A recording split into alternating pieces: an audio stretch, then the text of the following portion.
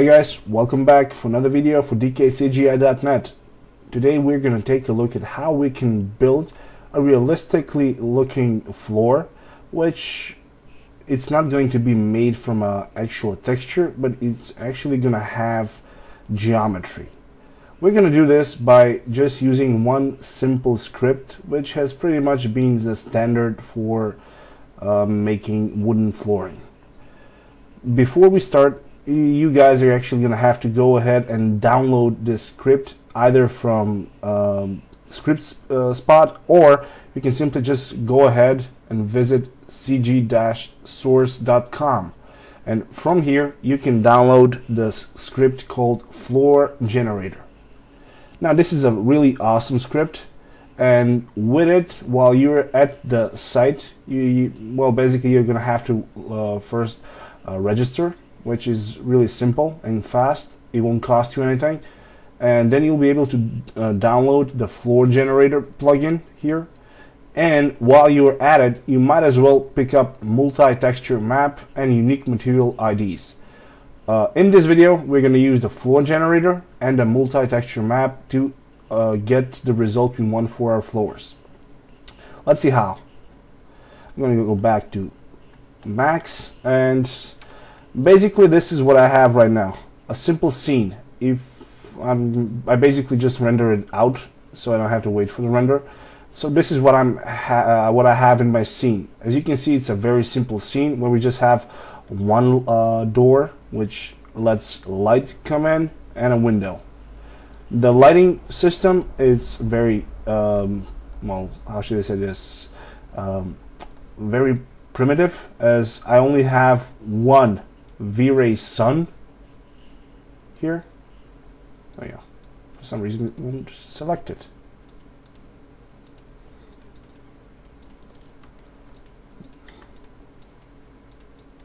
Well, one sun, and then I have a few.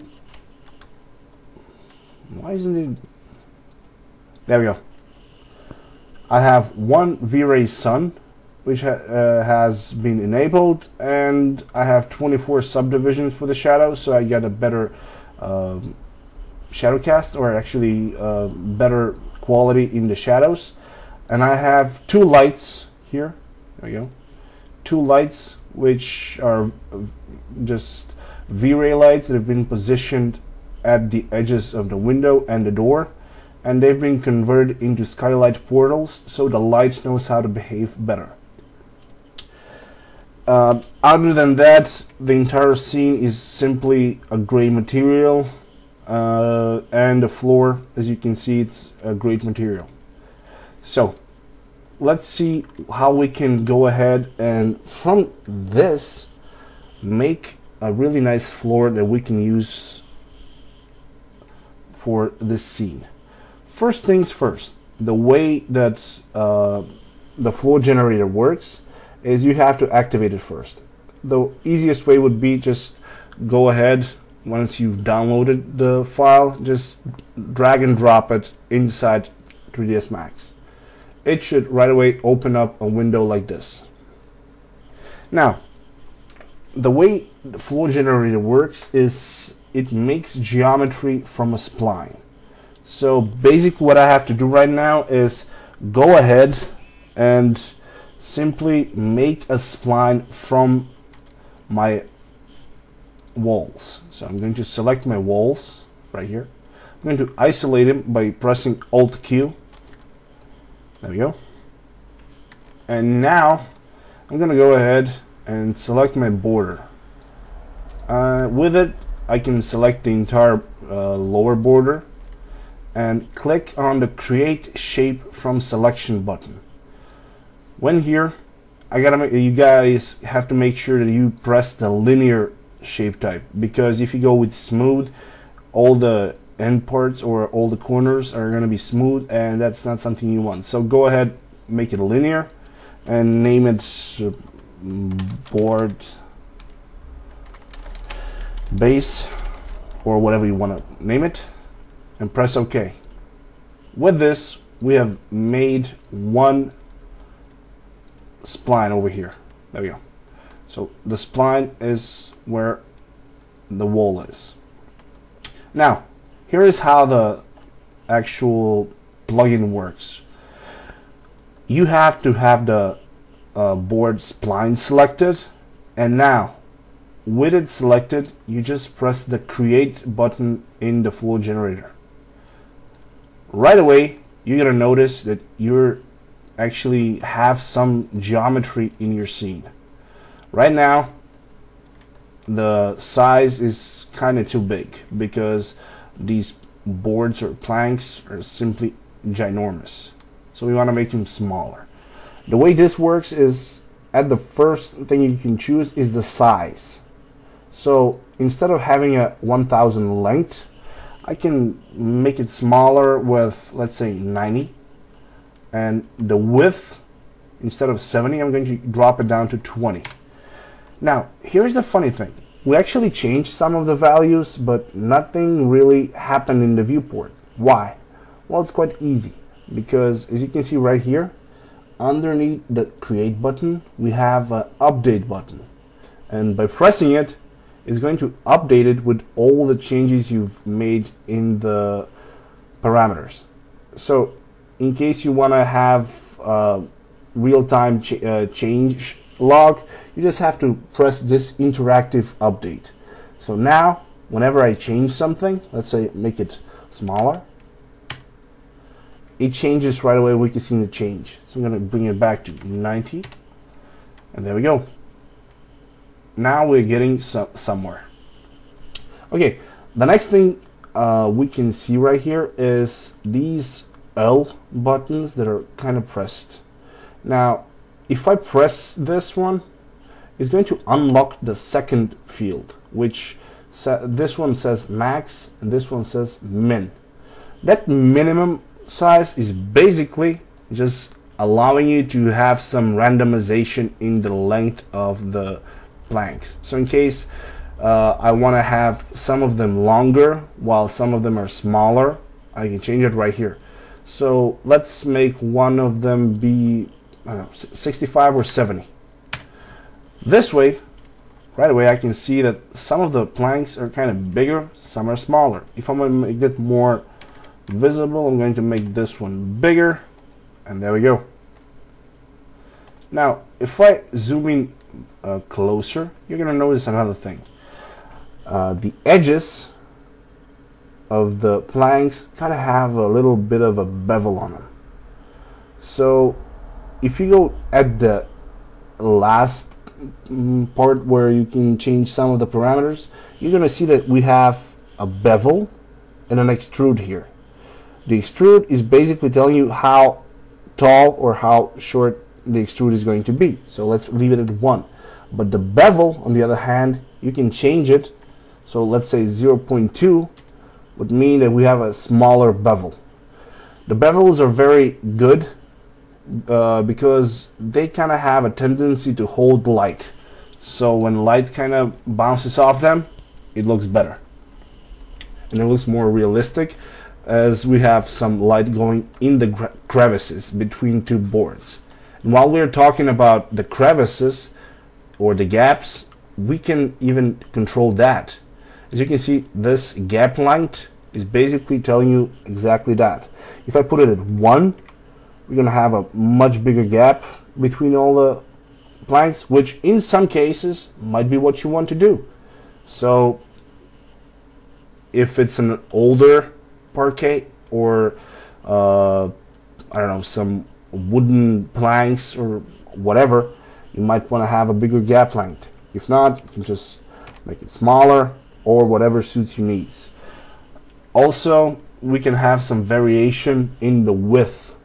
So if, let's say, at least one is 20, the other one is 10, we can have some variation in the width also. And the spread is basically telling you which is going to take into account more, the minimum or the maximum. At 50, it's mixing it up at 50%. Let's say if we put it down at 20, we're going to get a lot more smaller or 10 minimum width planks instead of the maximum strength. So I'm going to put it back to 05 and get an even distribution. Now, the next thing we can have here is variation per board. So this basically is going to allow you to rotate or offset or even tilt some of the boards. For example, if I increase the tilt, you can see that the boards start kind of moving upwards. There we go. And let me just see if I can change this color because it's no. Whatever. There we go. Now we can see it better. So with the tilt, we can kind of tilt the floor boards a bit, so they look like it's an older parquet. So not a bad thing if you want to get a bit more realism out of it, but just try to keep it on the realistic side. The next thing is the rotation and the offset, but these are kind of going to be kind of difficult to see here because the gap is so small that they don't have a lot of room to maneuver. But if we want to go ahead and allow them to overlap with each other, for example, like give them some space, we can see it right away that they start to rotate. And now the entire flooring looks like it's a bit broken up. And the offset is simply going to move them around a bit. Just like with the size, we can go ahead and put a minimum and maximum and control it with the spread. But for this, I'm just gonna zero it out. I don't want it to tilt. I don't want it to do anything. And the last bit of parameters we can use is the direction. As you can see it right here, if I type in, let's say 45 degrees, this is going to take the entire floor and rotate it at 45. If I want them to go ahead and do a 90, I can use it like this. So I can basically control how the planks are going to be made. So let's continue towards the texturing part and see how we can texture the floor generator. I'm going to turn off the file right here, and now I'm going to go in the material editor. In here, I'm going to take, let me just clear it up. There we go. I have a simple V-Ray material. I'm just going to take a new one. It doesn't have to be a V-Ray material. You can use any material as long as you download the multi-texture map from CG Source. You should have the ability to go inside the diffuse. So go inside the diffuse, and from here just try and find the multi-texture map. Here we go, right here. Multi-texture, press OK. And you get this kind of parameter outline. Right away, you can see that it's from CG Source, and we have some parameters that we can change here, but not pretty much anything else, because basically we don't have any maps loaded in. So before we start with going deeper, we gotta put in some maps. The way you do this is by clicking on this button, Open Files. By clicking it, it's going to ask you to find file or files to open. Taking into consideration that this went inside the diffuse part, so we're gonna have to choose some maps that are gonna be used for diffuse. I have 14 maps on my side, and let me just show you how they look like. These diffuse maps are basically just planks. They are all the same size, been chopped up in Photoshop, and they're very high resolution. As you can see, they're 3991 by 378 pixels. So now I have them loaded up. All I gotta do is click and drag them on the floor object. Click on Show Shaded Material Viewport, and right away we can see that all of those planks have been put inside our floor geometry. And seeing as how I had 14 different planks, they've been randomized on the placement. Now I'm going to unhide everything, and now if I render out something, we're going to see what happens. I'm going to put on a render, but before we do it, I want to go ahead and just select a region so I don't have to wait for the entire thing, so we can save some time. There we go. Render this region over here,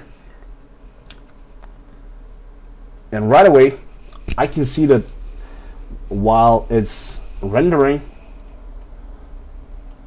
the planks are kind of looking realistic and they're looking nice. There we go. So let's say that I liked how they look, but they're kind of too uniform. They don't have any variation. Well, you're in luck. Inside the multi-texture, you have a color adjustment field. Here you can basically take any map and give it a bit of a randomization. For example, you can control the gamma. It's usually put at 1, but let's say you want to make it darker. If you go ahead, you can make it a 2. This way the entire image is going to be darker. Here we go. If I render it out right now, the entire image is darker, but still quite uniform, as there isn't a lot of variation in it. But for example, if I go ahead and in random I drop in a 1, now this time we're gonna have a bit of a different situation, because some of the planks are gonna be darker while others are gonna be lighter. And in this case we have plus or minus of 1, and with a base gamma of 2, that means 50% of the planks are going to be gamma 1, and 50% of the planks are going to be gamma 3. So I put them back at 1, so we have a bit more realistic. Let's go ahead with 70. See how this is going to go. No, 70 is going to make it a lot bigger. There you go. Now, with this, we're going to get 80% to be gamma 1, while about 20% are going to be gamma 0.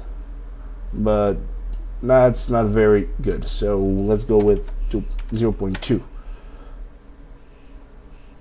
There. About 20% are going to be lighter on the gamma, while everything else is normal. Now, once we have this fixed up, it doesn't stop here. For example, we can go ahead and change the hue. So with a hue of 0, I can color it by just putting a random number here, 20. And now some of the planks are going to be colored. As you can see, some are actually greener, some are green, reddish, other ones are yellow. It's a nice touch, especially if you want to use it for not wood, but let's say some kind of pebbles or rocks. Not a bad thing. For wood though, not so much. So I'm going to bring it back to 0. And the last one would be the saturation. The overall 100, let's say we want to put in a bit of variation. We drop in a 25. So now some of them are going to be lighter, while others are going to be darker. Now this would be ideal for wooden flooring, as you can see right here. it's clearing up and the wooden floor looks good. So with this, we have a nice looking floor. I'm gonna put it on a full render. We have a nice looking floor like here, and it looks realistic. And the best thing is that this is not a texture, but it's rather geometry. So even if you want to use it for simulation or anything that you might think of, it would be a good match. All right. So the last thing that I would like to mention before I head out is that whenever you're using a floor generator to get your flooring, there is one thing that you might not want to forget, and that is the fact that if you're going to be using this for a base, you're going to have to go ahead and make just one more step, and that's the following. Let me just rotate it a bit down, and that is to select the line. So select the spline that we use to make the floor, and from it just drop in an extrude modifier. There we go. Extrude 0.1. Why? Well, simply because the light, when it comes in the room, in some cases it can go through the cracks and simply disappear. With the step we made, like the last one with the extrude, we now have a floor beneath the boards, so we can have some light bouncing back and giving us more of a AO effect on the boards. There we go. Now they're cleaning up, and we can see a lot better on in between them. So with this, we actually get a pretty decent floor. Now with a bit more tweaking around, we can get even better results. For example, I've just used a multi-texture for the diffuse here, as you can see it right here, but I have no reflections. So in case I want to get some reflections going, I'm gonna have to go back into the same material, and there we go. Cancel. Go back into the same material, go back into the maps, and from here just copy the multi-texture, put it in the reflection, paste it here, and go open files. Now instead of the diffuse, I can just check or select all my reflection maps, you know, mix them at, let's say, 50% with the original, and now if I render it out, I should get a pretty nice reflective surface. But with all things, whenever you add reflection, it's going to take a bit more time to do it. There we go. So reflecting is rather nice. Oh yeah, and one last thing would be, you don't forget to turn on the frontal reflections, because if you don't, it's basically going to make it look like a freaking glass. There we go. Now with it, we can get some nice reflections.